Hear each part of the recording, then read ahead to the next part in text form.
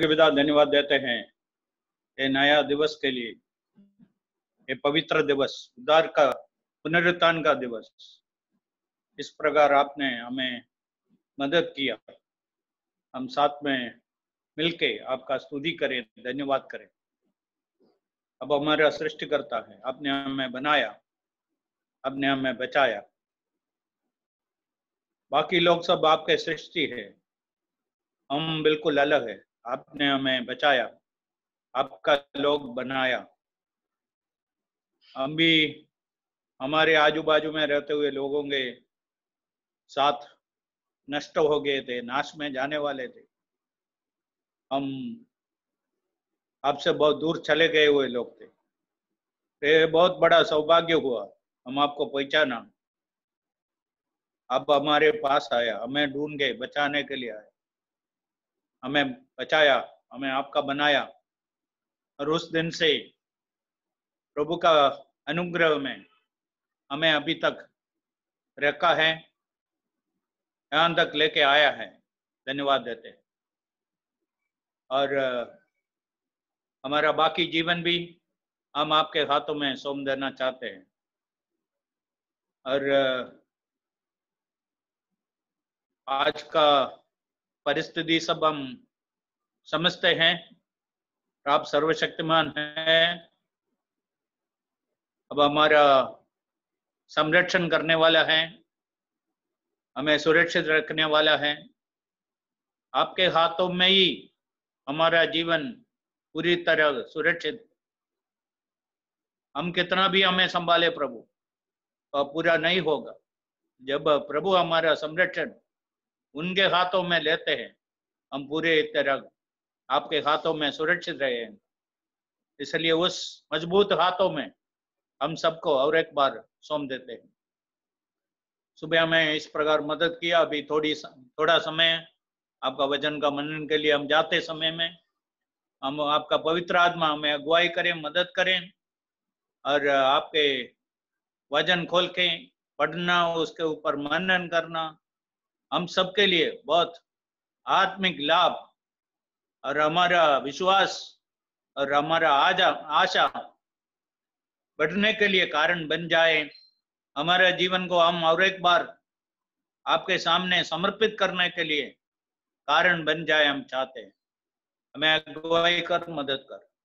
छोटी सी प्रार्थना धन्यवाद के साथ यीशु मसीह के नाम में करते हैं, सुन और कबूल कर पिता, आमीन। आमीन। Today we are going to meditate from Psalm 119.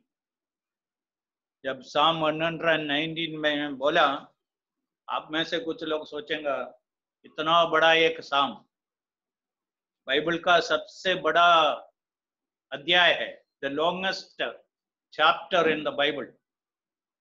और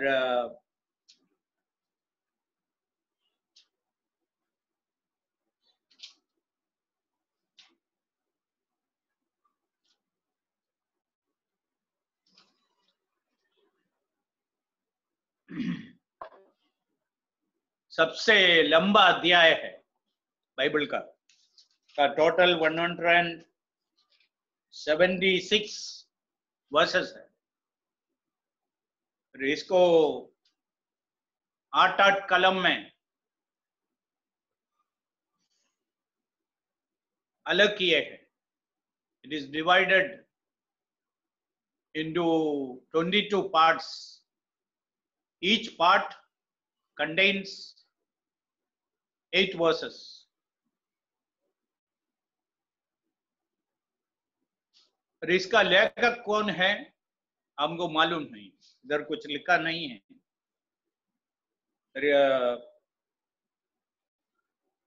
इब्रानी भाषा का 22 अक्षर एक एक भाग में हमको मिलता है। Every division we have one Hebrew letter. So total 22 Hebrew letters and multiplied by 8 we get 176 verses.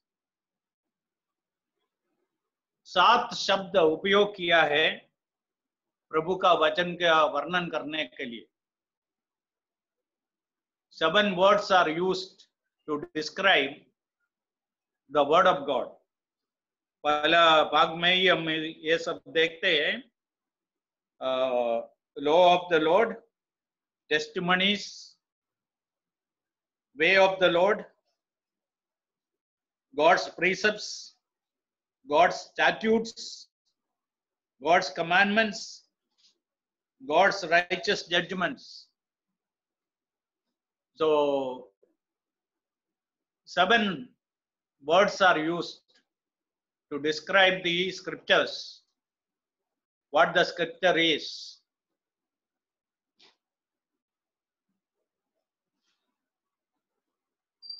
So as I said, we do not know who wrote it, but when we read this, we understand what kind of man was he।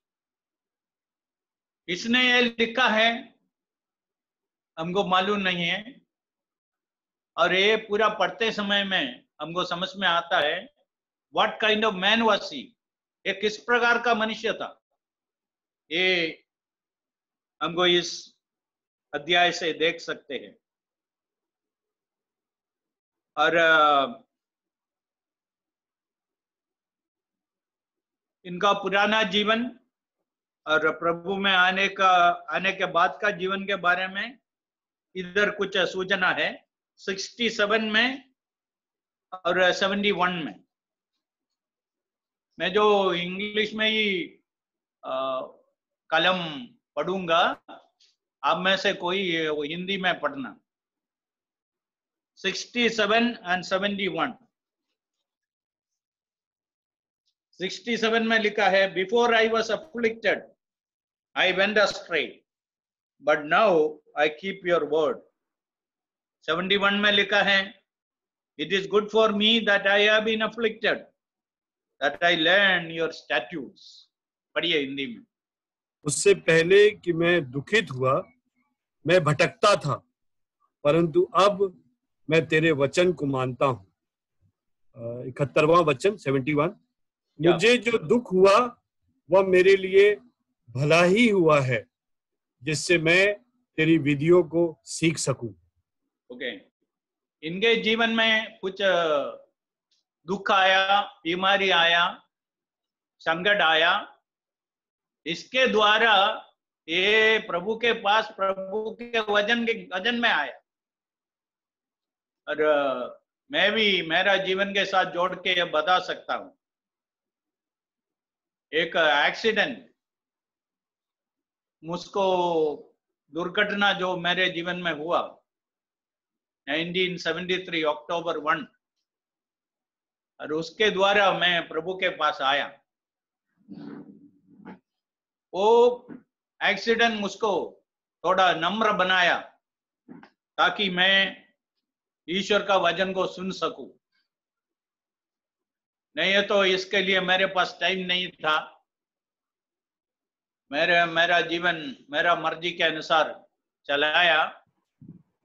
जो दुर्घटना हुआ वो मेरा भलाई के लिए हुआ, प्रभु का वचन सुनने के लिए तैयार हुआ और उसके द्वारा प्रभु के पास आया। ऐसा ये भजन संगीता लिखने वाला भी यही कहते हैं। उनके जीवन में जो दुख आया और ईश्वर के पास आने के लिए और ईश्वर का वचन बराबर समझने के लिए उनको जीवन में काम किया।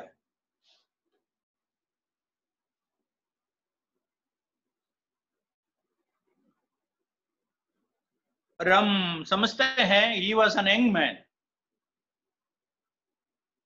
ये जब लिखते समय में एक जवान आदमी था। 2 कलम पढ़ेंगे, वर्स 9 एंड वर्स 100। 9 में लिखा है, How can a young man cleanse his way? By taking heed according to your word। 100 में लिखा है,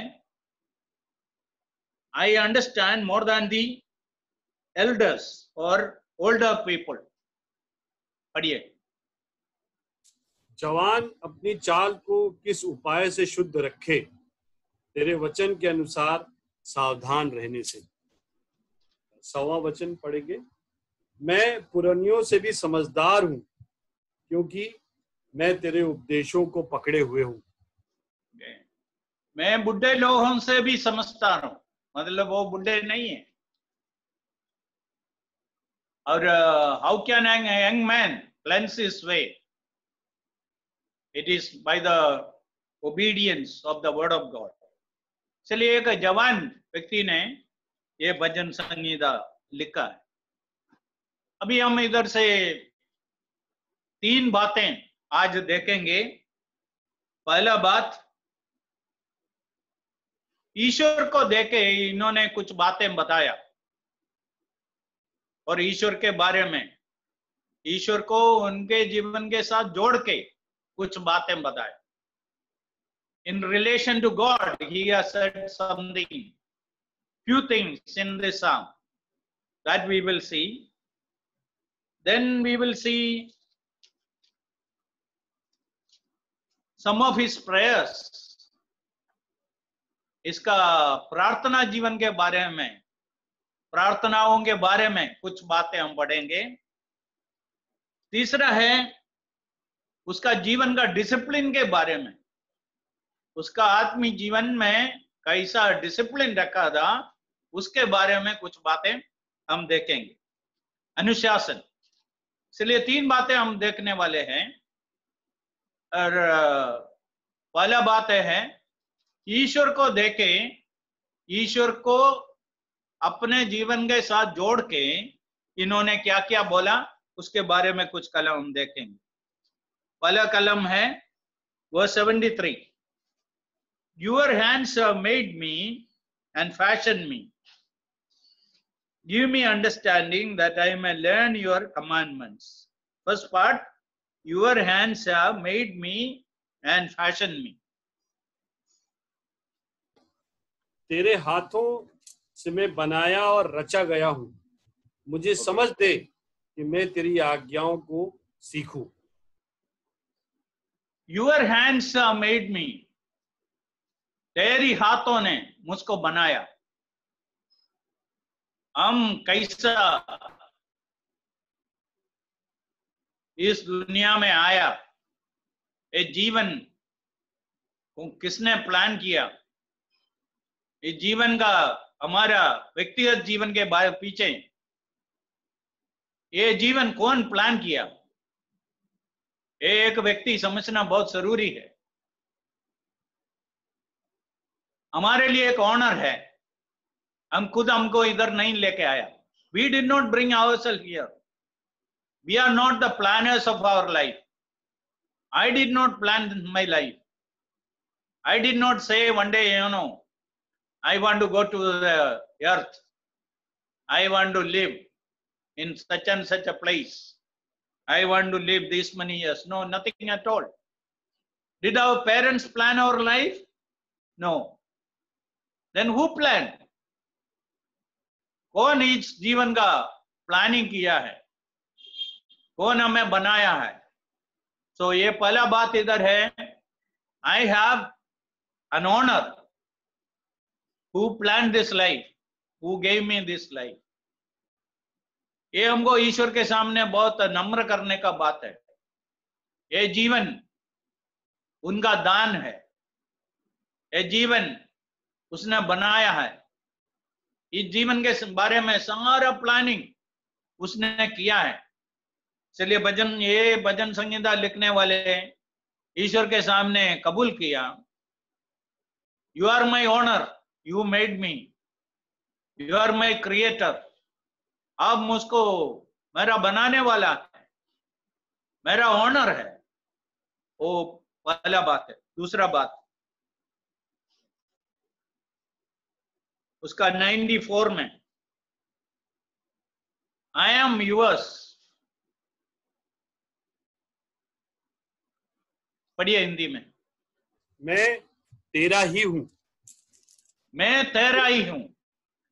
देखो, एक व्यक्ति इस दुनिया में रहकर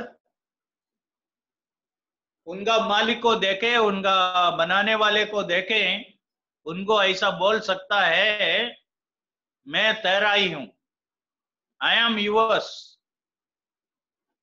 हर एक उद्धार पाया हुआ व्यक्ति का सौभाग्य है, ईश्वर को देके बोल सकता है, प्रभु मैं तेरा हूं। और साथ साथ प्रभु बोलना चाहते हैं, तू मेरा है। ये व्यक्तिगत संबंध के बारे में है। There is a relationship. पहले एक ownership, secondly there is a relationship. This relationship is going to last for eternity, and we belong to God in a very unique way, and there is a relationship unlike all the other relationship in the world, which is going to last for eternity. So whatever is our situation, whatever is our problem, in the midst of this we can say to God, I am yours, I belong to you, you are mine, I am his and he is mine. So there is a relationship every child of God can experience and enjoy. Every day we have to enjoy this experience. Whatever is our problem, we can say, Lord, I am yours. You are there to take care of me. You are there to help me. Third thing, what he said about God. 125.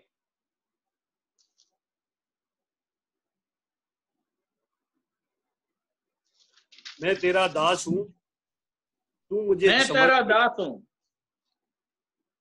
I am your servant. No, looking to God and say that, yes, I am here. Just like, Apostle Paul, when he met the Lord, he asked him this question. What should I do, Lord, now? प्रभु मैं अभी क्या करूं? That is the words of a servant. मैं तेरा दास हूं. इसका मतलब है ईश्वर हमारा प्रभु है, हमारे जीवन में प्रभुता करना चाहता है. He wants to be the Lord of our life. मैं जानता हूं यीशु को प्रभु बुलाना बहुत आसानी बात है, but to live under his lordship is a very difficult thing. Many years before, once Brother Rami Charian was preaching, and he said like this, either you call him Lord and do what he says, or do what you like, don't call him Lord. Very strong statement it was. Probably some 40 years before I heard. I never forgot those words. Very powerful words. प्रभु को प्रभु बुलाता है तो प्रभु जो बोलता है सुनना पड़ेगा, सुनने के लिए तैयार होना है. नहीं है तो तुमको जो अच्छा लगता है करो, उनको प्रभु मत बुलाओ. So the lordship of Christ, I am your servant. Now Paulus बार-बार उसका पत्री में लिखा है, Paul the servant of Jesus Christ. और थोड़े समय पहले हमने देखा है यीशु का भाइयों, जब पत्रियों लिखा है, याकूब हो, यूदा हो, यीशु उनका बड़ा भाई था, उन लोगों को बोल सकता था यीशु के छोटे भाइयों में से एक, ऐसा बोल सकता था. इसके बदले में उन लोग बोलना चाहता यीशु मसीह का दास. मतलब ये केवल हमारा बड़ा भाई नहीं है, इससे बढ़कर वो सर्वशक्तिमान प्रभु है, और उनका प्रभुता को हम जीवन में अंगीकार किया. इसलिए हर एक विश्वासी अपने जीवन में प्रभु का एक दास हूं, मैं एक दास हूं, ये बात अच्छी तरह समझने का. I am a servant of Jesus Christ. I belong to him. He commands, he orders things for me, he controls my life. I am under his authority. I listen to him every time. I'll do things which exactly he commands what he wants. That is what the lordship means. I am your servant. Third thing, verse 19.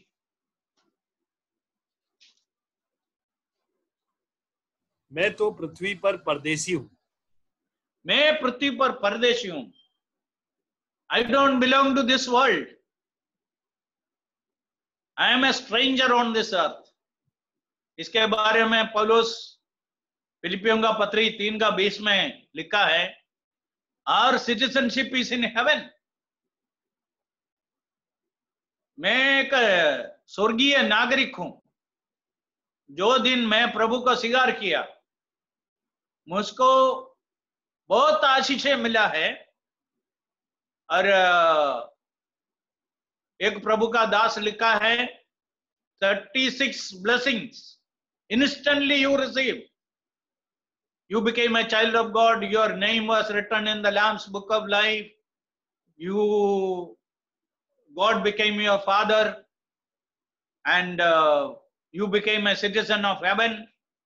Holy Spirit came to live in you. Your body became the temple of God. Like that. And one of them is, you became a child of God, a citizen of heaven. उस दिन से एक विश्वासी कबूल करके जीवन बिताते हैं, मैं दुनिया में परदेशी हूं. परदेशी है तो हमारा स्वदेश कहाँ है? हमारा स्वदेश स्वर्ग में है. हम बहुत जल्दी उधर जाने वाला है. इधर हम थोड़े समय के लिए हैं. हम परदेश में रहते समय में कई प्रकार का समस्याएं शायद इधर होगा, कोई बात नहीं. हम बहुत जल्दी हमारे स्वदेश में पहुंचने वाला है. और सारा समस्याएं आज हम महसूस करते हैं, वो सब इधर खत्म हो जाएंगे. हम प्रभु के पास पहुंच जाएंगे. तो उसने कबूल किया, इधर मैं एक परदेशी हूं, मतलब सिटीजनशिप, स्वर्गीय नागरिक हूं. सिटीजनशिप के बारे में वो बोल रहा है. 63 and 74. जितने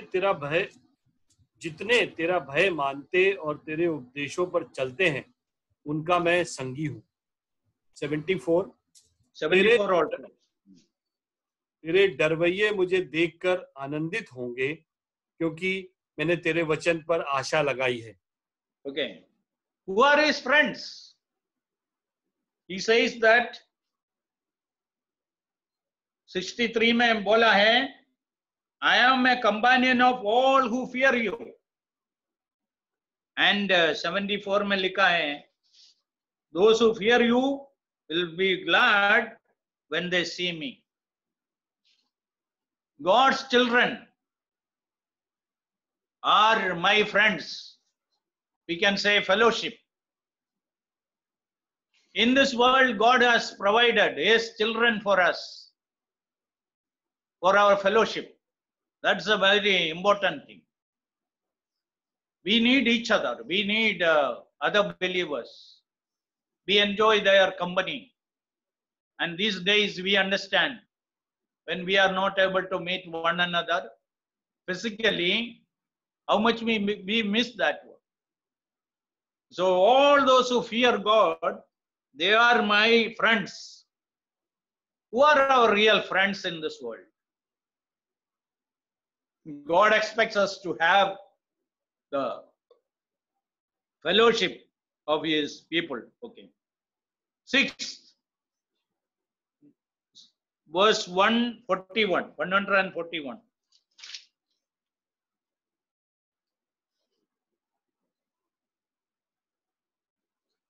मैं छोटा और तुच्छ हूं, तो भी मैं तेरे उपदेशों को नहीं भूलता. I am small. If we go through the psalm, we may understand that he was not very small, but acknowledge before the Lord that I am a small person. That is recognition.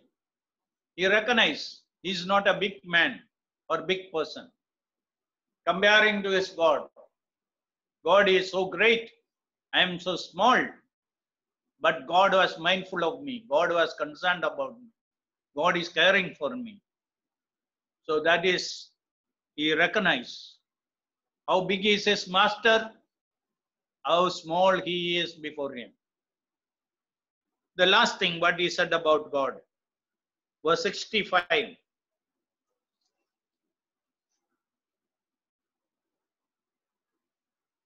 हे यहोवा, तू अपने वचन के अनुसार अपने दास के संग भलाई की है। तू मेरा भलाई किया. You dealt well with your servant. So that is one thing. No, जीवन में एक बात है, संतृप्ति है, तृप्त होके जीने का, contentment. Now Paul in Philippians chapter 4 he said, I am content with what I have. जो मेरे पास है उसे मैं तृप्त हूं. और हर परिस्थिति में एक संतृप्त जीवन जीने के लिए मैं सीख लिया. I have learned to be content. That's what he says in Philippians 4. So he says that, what all God gave me, what all he provided, he pays special attention and he cares for me. He provides for me. There we see the contentment of this person.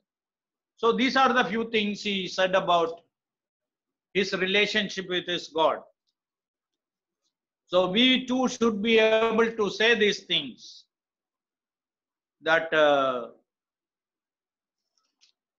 our relationship, how we enjoy our relationship with our God, how much we enjoy.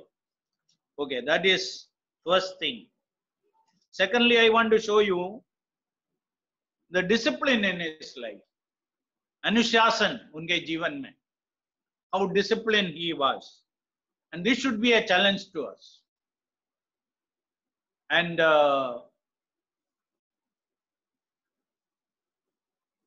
we have many verses in this chapter speaks about his discipline in life. First verse 147. मैंने पौ फटने से पहले दुहाई दी, मेरी आशा तेरे वचनों पर थी. I rise up before the dawning of the morning. और से पहले उठ के प्रार्थना करने का एक स्वभाव उसने डेवलप किया है. He had a proper prayer time, and before all the noise and disturbance happens in the world, in the quietness, he learned to spend time in the presence of God. So early morning, before the sunrise, he used to cry before the Lord, pray to the Lord. ये वर्तमान काल में ये सब है ना, सब बदल गया है.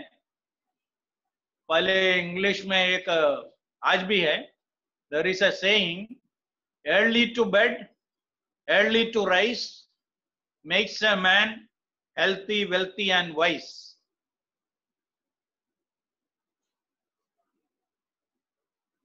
ऐसा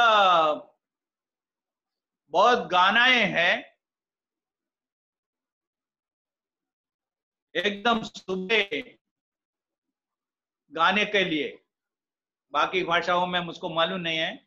हिंदी में बहुत, मलयालम में बहुत गानाएं हैं. Early morning I will praise you, I will come to your presence, like that. There are many songs which used, it was a practice. 5 o'clock, 4:30, one generation before.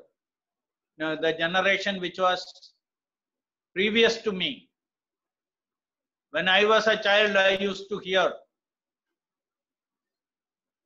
early hours in Christian homes, they used to sing.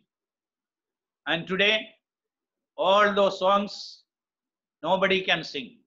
In Malayalam, in English, the songs of Zion, we have the third song, Holy, Holy, Holy. Then it says, early in the morning, our song shall rise to thee. I remember, once in a meeting, it was a night meeting. Somebody announced this song.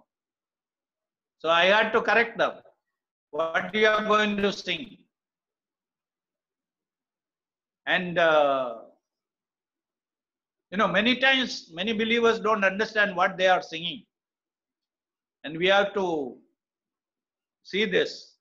Anyway, this man had a wonderful practice of, rising up early in the morning. Then what did he do? 148. मेरी आंखें रात के एक एक पहर से पहले खुल गई कि मैं तेरे वचन पर ध्यान करूं. पहर को night watches, and night was divided into 4 parts. So earlier times people will make out the timing by appearance of some special stars. When they look at the sky and see some stars which will appear on the sky at a particular time, 2 o'clock, 3 o'clock, 4 o'clock, they can make out what time it is. So this man, night watches, after 3 hours, suppose he has gone to bed by 9 o'clock, 12 o'clock he will just come out and see what is the time. Then 3 o'clock again he comes out. 6 o'clock again he comes out. Because then only the light will come. For prayer there is no need of light. But for reading the word of God, he needed light. There was no electricity, we need to understand.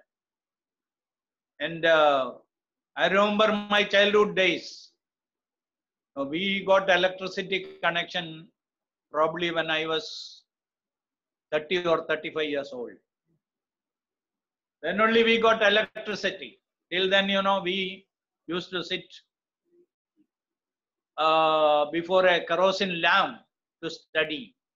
If today's children, if they were provided with a kerosene lamp to read and study, how comfortable they will be or how uncomfortable they will be, you can just imagine.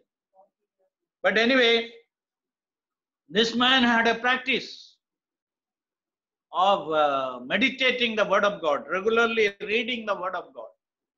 So that was the second good practice. That's why I said, though we do not know who wrote this, but we can have a lot of information about this young man and the discipline in his life. ये जवान आदमी के जीवन में कैसा अनुशासन develop करके रखा था उसके बारे में. Okay, third thing, 164.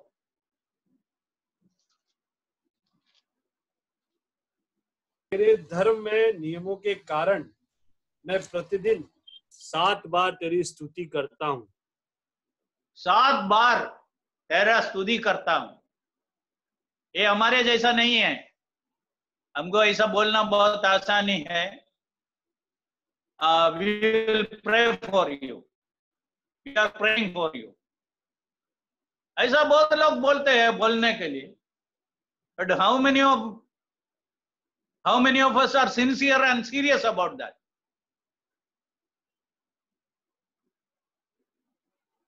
आजकल है ना ये मोबाइल के अंदर तुरंत रिप्लाई भेजना आसानी है. Holding hands. But how many of us seriously do that? That is very important. Here this man says 7 times, I praise you. How 7 times? I was just thinking, I have a friend who was a very senior scientist with the Tarapur Atomic Energy. I used to stay in his house when he was working with atomic energy. Though he was a very senior scientist, his spiritual life, his knowledge of the Word of God was very high. Even today, I respect him for that. Both his Bible knowledge and his spiritual commitment and prayer life. I have noticed this 7 times how it becomes practical in his life. I tell you, it is not in my life, but I have seen in his life. How it happens early morning praying, as soon as he wakes up, he sits there and thank the Lord for the new day and all the provisions of God and the blessings of God. Then secondly, there is his family prayer. He will call his children, and second was that. Thirdly, then after family prayer, he will sit there for some more time and reading and meditating God's word and praising God. Sometimes he will kneel down also after meditating God's word. I have seen it with my own eyes. Then fourthly, before he leaves for his office जाने से पहले पूरा family को और जो उनके घर में है उनको सब बुलाएंगे, उनके साथ प्रार्थना करेंगे और ऑफिस जाते हैं। और ऑफिस से वापस आते समय में सबको बुलाएंगे और वापस आज जितना कृपा मिला है, अनुग्रह मिला है, उसके लिए ईश्वर को धन्यवाद है। फिर इवनिंग फैमिली प्रेयर और आखिरी में सोने के लिए जाते समय में वापस उसके बेड के पास घुटना टेके प्रार्थना करता। देखो ये 7 टाइम्स कैसा होता था उसको मालूम नहीं। ये भजन संगीता लिखने वाले के जीवन में इस प्रकार था, मुझको मालूम नहीं है। और फिर मैं सोचा ये 7 बार कैसा हो सकता है। हमारा प्रार्थना जीवन कितना कमजोर है हम समझते हैं, उसको हम सुधारना है। चलिए, this man had a discipline, that way of praising God, thanking the Lord 7 times in a day. Okay. We read about Daniel. He used to pray 3 times. We read about David in Psalm 55. 3 times he used to pray. But here is a man, discipline his life in such a way, very strict, 7 times praising God. As I said, when an evangelist is doing that, it is appreciable. But I talked to you about a senior scientist in the Tarapur Atomic Energy. When he was in his service, he was doing it. Sometimes I stayed with him for a week, and every day I have noticed this. So that is what happened with this great man who wrote this psalm. Then verse 62.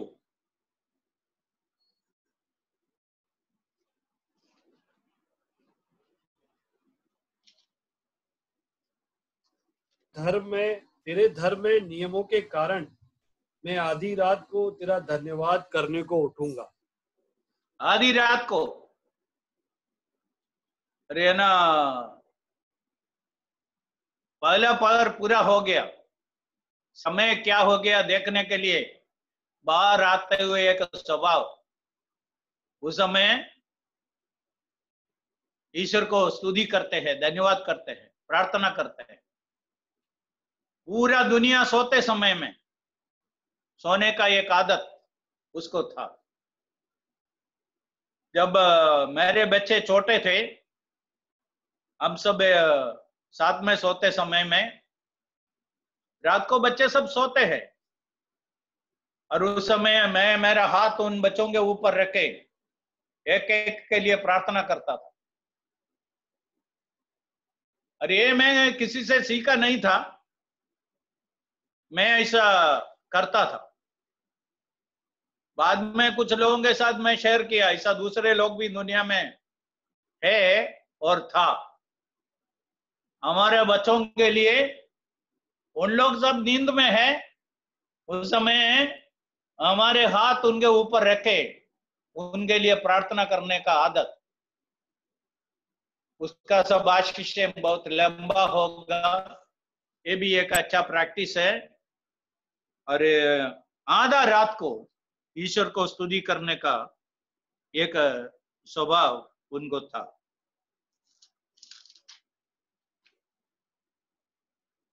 और ये उनका प्रार्थना जीवन के बारे में। अभी प्रभु का वचन के साथ कुछ कलम देखेंगे। 11वां कलम। मैंने तेरे वचन को अपने हृदय में रख छोड़ा है कि तेरे विरुद्ध पाप न करूं। तेरा वचन को मैं मेरा हृदय में रखा है। Your word I have hidden in my heart.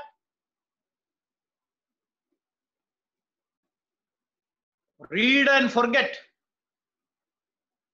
is the thing very often happens. पढ़ता है, भूल जाता है, उधर ही छोड़ देता है। एक कान से अंदर आता है, दूसरे कान से चले जाते हैं, अंदर उतरता नहीं है। इसलिए प्रभु का वचन अंदर जाना है, हमारा व्यक्तिगत जीवन के अंदर जाना है। हृदय मतलब मेरा व्यक्तित्व, उसके अंदर जाने का है। और जाएगा तो क्या फायदा है, इसके बारे में मैं कई बार बताया। The best thing in the world is the word of God. The best place to keep it, रखने का एकदम योग्य जगह हमारा हृदय है। द बेस्ट रिजल्ट, ऐसा करेंगे तो क्या फायदा है? It will help us to have a victorious life. We will not sin against God. The word of God can stop us. It will tell us, reminds us some verse and say that you are a child of God. You cannot do this. You cannot do that. So he had the habit of memorizing the word of God. Now there is a village girl, some 20 kilometers away from Nadiad, Umret. Once in one of our meetings, this girl has, she is a Gujarati girl. Few years before, they came to faith. So this young girl who is a college student, now I think she completed her MCom. She memorized the whole psalm, all the 172 verses. She was able to memorize. What a great example for us. So memorizing the word of God is very important. Okay, so this man had the practice or the habit of memorizing the word of God. Verse 72.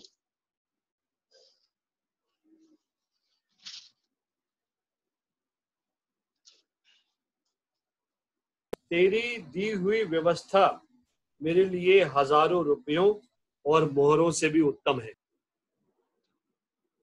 Thousands of coins of gold and silver. Your law is better to me than thousands of gold coins, thousands of gold coins. 4-5 gold coins ऐसा नहीं है, thousands of gold coins. Today we can say gold biscuit. उसे भी मेरे लिए ज्यादा महत्व का है प्रभु का वचन. इसका अर्थ क्या है?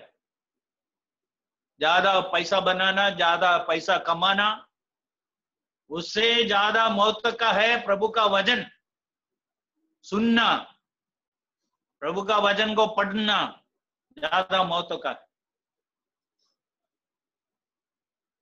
हम सब कुछ ना कुछ कारण से बहुत बिजी रहता था. अभी सब लोगों को प्रभु ने आराम दिया है. और उस समय हमको टाइम नहीं था बाइबल पढ़ने के लिए. अभी तो टाइम है. कितने लोग पढ़ता है मुझको मालूम नहीं. भाइयों बहनों, दिस इज मोर प्रेशियस.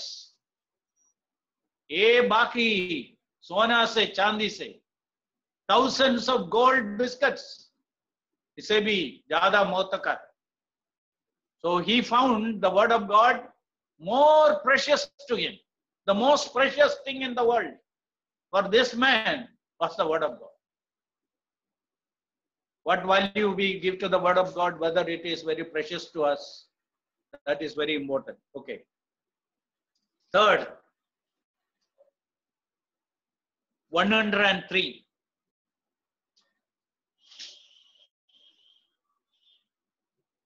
तेरे वचन मुझको कैसे मीठे लगते हैं, वे मेरे मुंह में मधु से भी मीठे हैं. ओके. मधु से भी मीठा है प्रभु का वचन. Is it so? If we show to children or elderly people the real honey, okay, and give to them, I am sure that nobody will say, I don't like it. Nobody will say. And naturally people like sweet things, but honey is more sweeter than sugar or other things, and we all like it. But here he says the word of God is sweeter to me than honey. So whether the word of God is how much we like the word of God, that is important. Okay. Then he says, verse 15, 1:5. मैं तेरे उपदेशों पर ध्यान करूंगा और तेरे मार्गों की ओर दृष्टि रखूंगा. Okay. I will meditate on your words. मनन करूंगा. जैसा मैं एक बार बोला था, उसके बारे में राजीव भी बोला था. मेडिटेशन का अर्थ क्या है? उस दिन जो लोग सुना नहीं है, यदि सुना है तो और एक बार सुनाओ. Meditation. Meditation is chewing the कड. जो गाय घास खाने के बाद एक झाड़ के नीचे जाके लेटता है, अदर जो घास को खाया था उसको उसका मुंह में वापस ला सकता है और उसको चबाता है. It is exactly 60 times. You can go and count. 60 times चबाने के बाद उसको वापस भेज देता है और दूसरा लाएंगे. ऐसा घंटों तक इसका एंजॉय करता है और रोज ऐसा लेटता है और कैसा ये करता है और देखने लायक है. प्रभु के लोग भी ऐसा ही होना है. जैसा मैं अभी बोला है, read and forget, here and forget. That is our problem. But instead of that, read and remember and meditate. Read, remember and meditate. Hear, remember and meditate. It's very important. That will build up your life. आपका आत्मिक जीवन को ज्यादा मजबूत कराएंगे. यदि आज तक बराबर प्रैक्टिस नहीं किया, आज से हम प्रैक्टिस करेंगे. When you lie down, try to remember the words which you read, which you heard. Then meditate on it. God will throw more light on it. And you will get a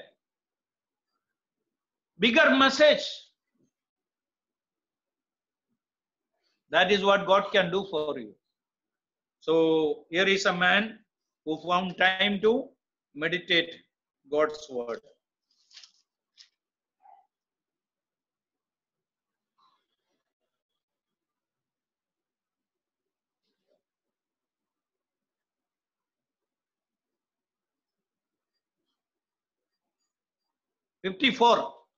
Verse 54.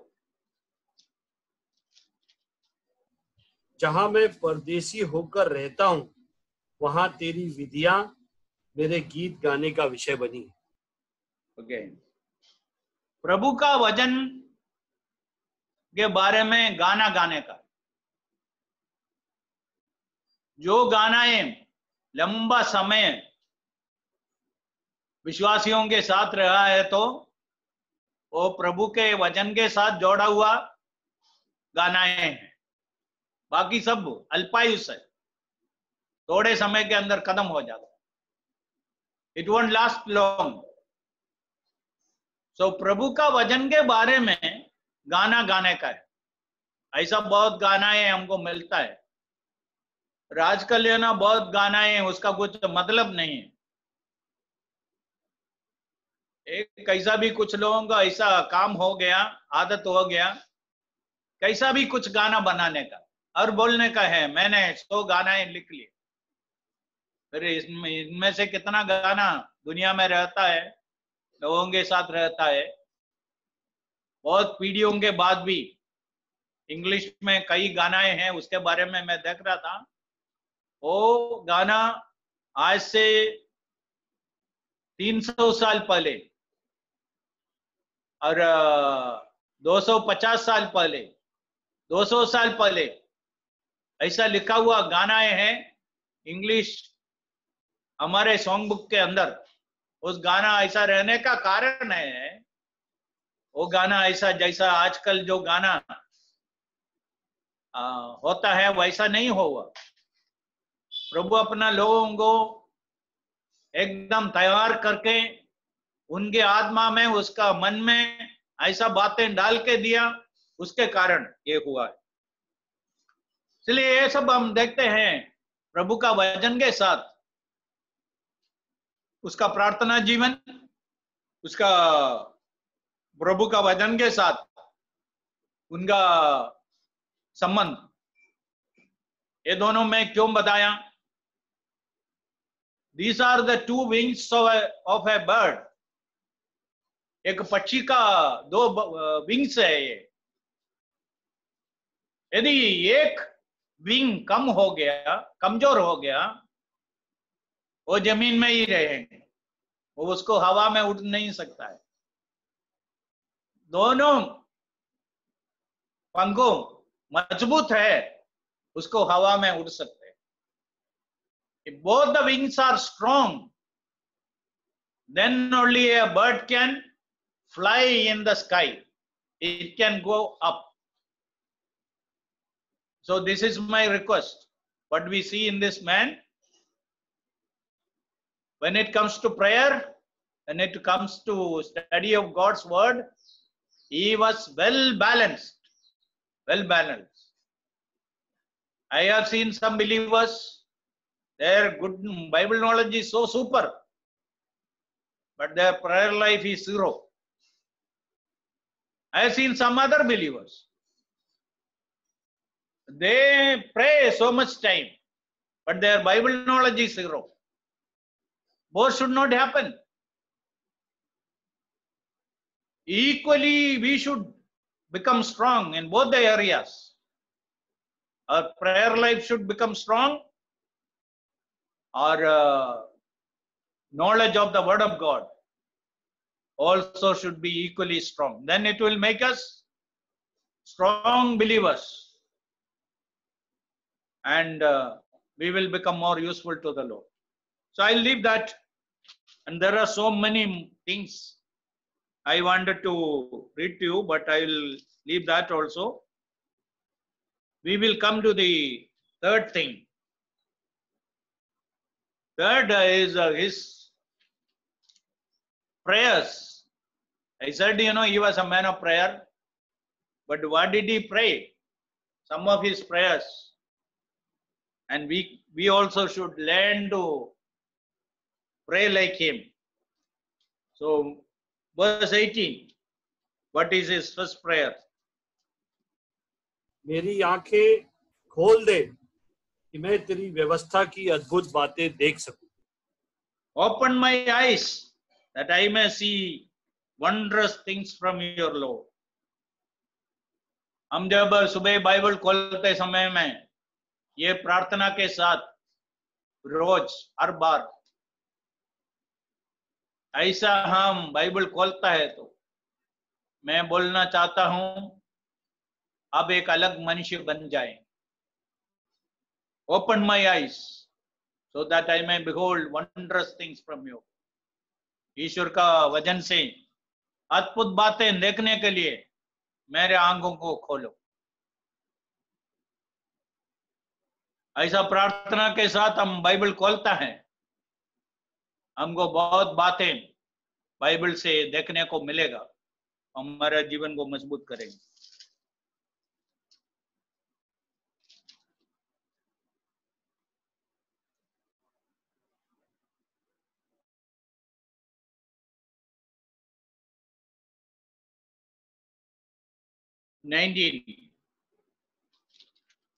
मैं तो पृथ्वी पर परदेसी हूं, अपनी आज्ञाओं को मुझसे छिपाए न रख. वो परदेशी है, उसके बारे में हम देखा था. पर इधर बोलता है, do not hide your commandments from me. मैं इधर अन्य देश में हूं, मुझको आपका वचन चाहिए, इसके बिना मैं रह नहीं सकता हूं. इसलिए ये वचन को मुझसे न छिपाना. कभी कभी ऐसा हुआ है, रोज बाइबल पढ़ता है पर कुछ नहीं मिलता है.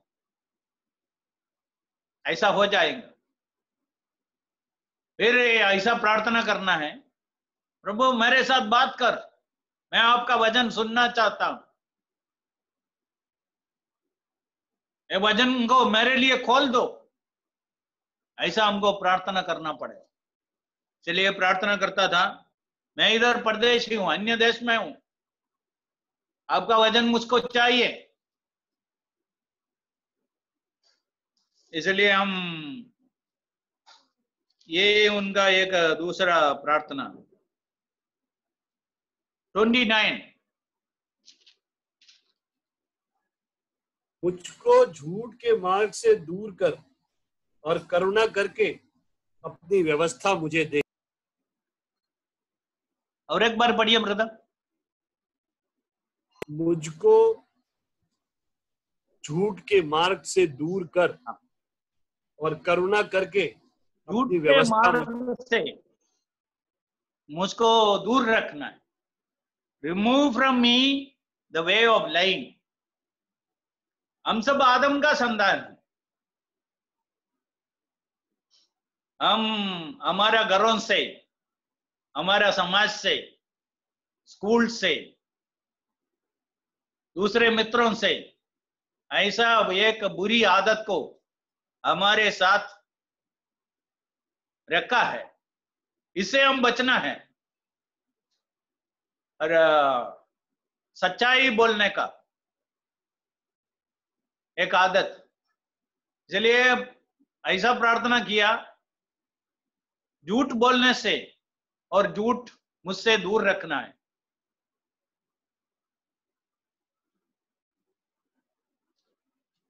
इसका मतलब है सच्चाई बोलने के लिए मुझको सिखाओ, सच्चाई में मुझको चलाओ।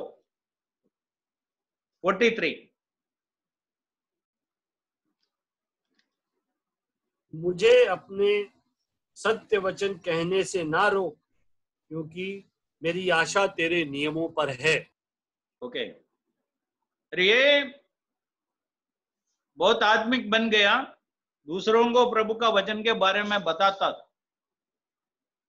कभी कभी है ना, हमको प्रभु का वचन बोलने के लिए कुछ रुकावटें होता, इसलिए इधर प्रार्थना किया, take not the word of truth utterly out of my mouth. आपका सत्य वचन बोलने के लिए मुझको कृपा दो। देखो, हम प्रार्थना पूर्वक करने का एक बात है, ओके, प्रभु के बारे में बोलना एक सरल बात नहीं है, ऐसा मत सोचना। इसके लिए बहुत कृपा चाहिए, बहुत प्रार्थना करना है। किसको क्या बोलने का है, कैसा समझाने का है, इसके लिए हमको प्रभु का बहुत कृपा चाहिए।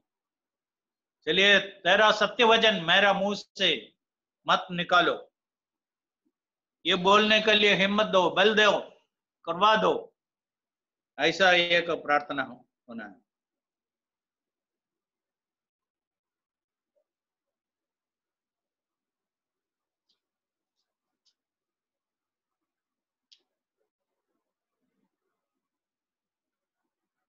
One 32।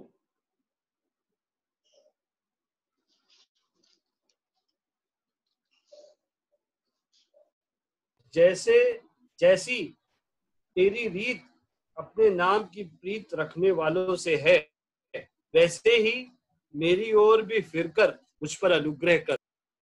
Okay, look upon me and be merciful to me. अनुग्रह का, ईश्वर का अनुग्रह हमको जीवन में चाहिए। So in the Bible there are two graces. First one is saving grace, second is sustaining grace. उद्धार के लिए जो कृपा है, वो जो दिन हम प्रभु को स्वीकार किया हमारे ऊपर हुआ, उसके बाद रोज रोज हमको ईश्वर का कृपा चाहिए। आदमी जीवन हमारा शक्ति से, हमारा जानकारी से, हमारा सामर्थ्य से हमको जी नहीं सकता। प्रभु का कृपा हमको रोज चाहिए।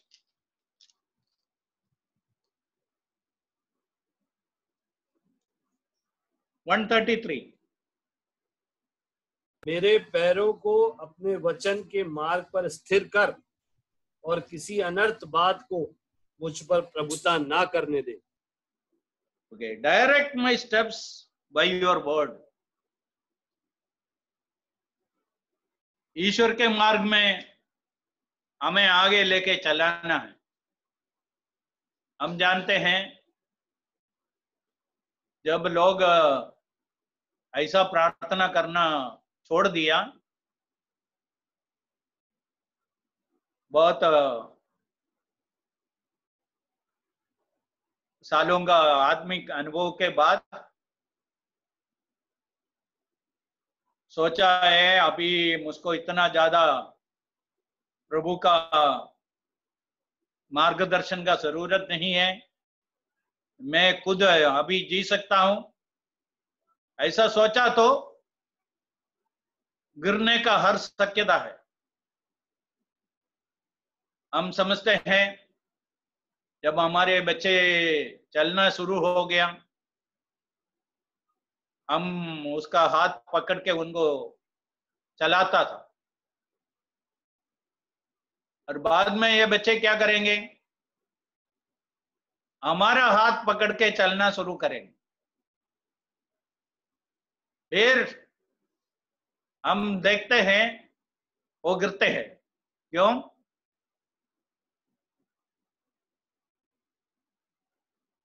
वो हमारा हाथ पकड़ता है, इससे अच्छा है प्रभु सर्वदा हमारा हाथ पकड़े, हमें चलाए, हमें डायरेक्ट करें, हमें अगुवाई करें। ये एक विश्वासी को उनका जीवन का पूरा जीवन काल में चाहिए। हम ईश्वर पर निर्भर होना है। We should be dependent on God. So I'll read one more verse and close here.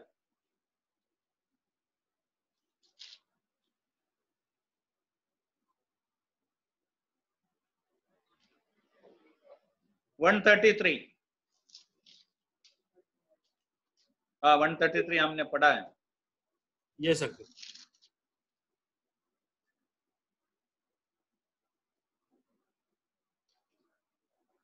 122 अपने दास की भलाई के लिए जामिन हो, ताकि अभिमानी मुझ पर अंधेर न करने पाए। और एक बार पढ़िए। अपने दास की भलाई के लिए जामिन हो, ताकि अभिमानी मुझ पर अंधेर न करने पाए। ओके, आपका दास का भलाई के लिए जिम्मेदार हो। देखो, ईश्वर हमारा भविष्य का आशीष, ये भी ईश्वर के हाथों में पूरा रहना है, होना है। चलिए, ये भजन संगीता लिखने वाले के बारे में काफी बातें हम देखा है, और मेरा रिक्वेस्ट है अब ये भजन संगीता और एक बार पढ़िए, और उसका मैं एक नमूना दिखाया, इसके अंदर प्रार्थना के बारे में, प्रभु का वचन के साथ जोड़ा हुआ बातों के बारे में, प्रभु के बारे में साक्षी देने के बारे में, प्रभु का आराधना करने के बारे में, ऐसा बहुत बातें इस भजन संगीता में है। इसको हम साथ में जोड़ने का है।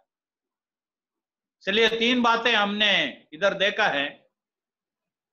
लिखने वाला कौन है ये हमको मालूम नहीं, और उनका व्यक्तिगत संबंध ईश्वर के साथ, अपना व्यक्तिगत संबंध को उसने कैसा देखा, उसके बारे में हम देखा। दूसरा हमने देखा उसका डिसिप्लिन, जीवन में उसका डिसिप्लिन कैसा, उसका प्रार्थना जीवन, बाइबल पढ़ने के बारे में वो कैसा था, इसके बारे में हम देखा। और क्या क्या बात के लिए प्रार्थना किया, उसके बारे में वो भी मैं संक्षिप्त रूप में बताया। आपको देख सकते हैं, इसके अंदर बहुत कुछ बातें हैं। और मैं बताना चाहता हूं, बहुत सालों के बाद, थोड़े ही साल पहले, मैं जब ये अध्याय पढ़ रहा था, प्रभु का आत्मा मुझको ऐसा मदद किया, इसके अंदर जो गुप्त बातें हैं, ऐसा इसको सब साथ में जोड़ के देखने के लिए कृपा दिए। वो एक नमूना रूप मैं आपके सामने रखा। मैं विश्वास करता हूं ये लिखने वाला हमारे लिए एक बहुत बड़ा चैलेंज बन जाए, हमारे लिए एक बहुत बड़ा नमूना बन जाए। He should become an example to us. He should become a challenge to us. And we should appreciate our relationship with God. And we should improve our disciplines in life. And we have to improve our prayer life and how we pray. All these things. May the Lord bless these words. I will request Shaji uncle to please pray and close the meeting. Shaji Matthew uncle.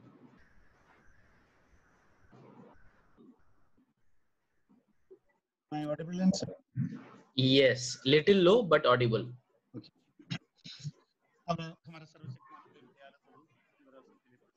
Please come closer to the mic. It is very low.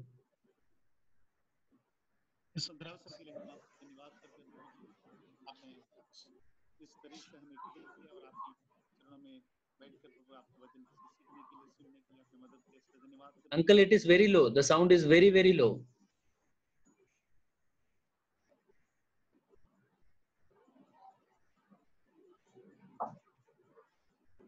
Am I audible? Hello. Am I audible? Yes. Now it is clear. Hello. Yes, uncle. Now it is clear. Now it's हमारा सर्वशक्तिमान प्रेम दयालु प्रभु, सुंदर अवसर के लिए फिर से धन्यवाद करते हैं प्रभु जी। आपके चरणों में इस तरह से एकत्रित होने के लिए आपने हमें मदद किया।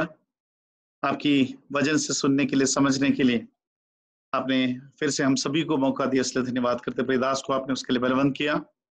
आपकी अनुग्रह, आपकी पवित्र आत्मा के द्वारा जो गाइडेंस है उसके लिए हम धन्यवाद करते हैं। हमने देखा है कि प्रभु जी उस भजन संहिता को लिखने वाले, उनकी पर्सनल रिलेशन आपके साथ कैसा था, उनका प्रार्थना जीवन कैसा था और उनकी प्रार्थना का विषय क्या था और किन किन बातों पर वो प्रार्थना करते थे, या अपने प्रार्थना में वो किस तरह से निरंतर लगे रहते थे, और उन सारे बातों को अपनी वो प्रेयर लाइफ और उसके डिसिप्लिन लाइफ और उस प्रेयर की जो रेगुलरिटी है, उसके सब्जेक्ट्स हैं, वो सबको समझने के लिए आपने हमें मदद की, इसलिए धन्यवाद करते हैं। प्रभु जी, हम अलग अलग घर में हैं, आपने सुरक्षित रखा, उसके लिए धन्यवाद करते हैं। हम प्रार्थना करते हैं उन सभी के लिए जो सुरक्षित नहीं है अलग अलग जगह पर, प्रभु जी, जो काम की वजह से बाहर जाना पड़ता है या तो अपनी नौकरी ही अस्पतालों में है, उन सभी को हम याद करते हैं। उनको भी सही जगह पर आप सही तरीके से अभी तक सुरक्षा दी, इसलिए धन्यवाद करते हैं। आने वाले दिनों में भी आपकी उनकी सुरक्षा के हाथ में उन्हें भी संभाल कर रखे प्रभु जी। और कई लोग बीमार है प्रभु जी कोविड की वजह से, और भी कई और तरीके से परेशान है प्रभु जी।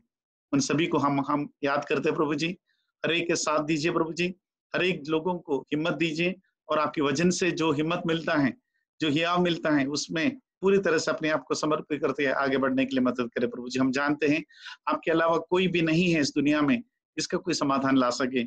इस इम्पॉसिबल को, या तो इस जो सभी लोग जो बोलते हैं कि कुछ नहीं होगा, लेकिन हमें पता है कि हमारा परमेश्वर क्या कर सकता है, और हमारे जीवन का अनुभव है उन्होंने किस तरीके से हमारे जीवन में काम किया है, हमारा प्रार्थना को उन्होंने किस तरह से उत्तर दिया है, और हमने कैसे आशीष पाया है, और हमने देखा है कैसे आपने उन सभी प्रार्थना करने वालों को कैसे आशीष किया है, प्रार्थना को उत्तर आप कैसे दिया, उसको हमने खुद अपने आंखों से देखा है, हमारे जीवन में अनुभव किया, इसलिए धन्यवाद करते हैं। ऐसे एक जीवित परमेश्वर के समूह में हम लोग, इसके लिए हम धन्यवाद करते हैं। हमारा परमेश्वर जीवित है, हमारा परमेश्वर सबकी दुआएं सुनने वाले हैं, और उनकी कृपा और उनकी करुणा दर्शाने वाले, इसलिए धन्यवाद करते हैं। हर एक लोगों को, हर एक परिवार को आपका हाथ में सौंप देते हैं, व्यक्तिगत रीति से, पारिवारिक रीति से, सभी को आप संभाल कर रखें प्रभु जी इस मुश्किल कड़ी में, और आपके ऊपर ज्यादा और आपके वचन पर ज्यादा महत्व देकर, आपके ऊपर ज्यादा भरोसा रखकर आगे बढ़ने के लिए मदद करें प्रभु जी। आपके दिया हुआ हर एक वायदाओं को अपने अंदर समा कर, जैसे अभी हम सुन रहे थे, आपके वचन को हम सुनकर उसको रोज उस तरह से मेडिटेट करते हुए आगे बढ़ने के लिए हमें मदद करें प्रभु जी, ताकि आपके वचन से जो हिम्मत मिलते हैं, जो शांति मिलता है, उस जो खुशियां मिलता है, जो अश्योरेंस मिलता है, उसी में आगे बढ़ने के लिए मदद करें प्रभु जी। हर एक को आपका हाथ में सौंप देते, दिया समय के लिए धन्यवाद। सब कुछ हमारे जीवन दिया प्रभु यीशु मसीह के मीठे और पवित्र नाम में मांगते सुनो और ग्रहण कर पिता। आमीन।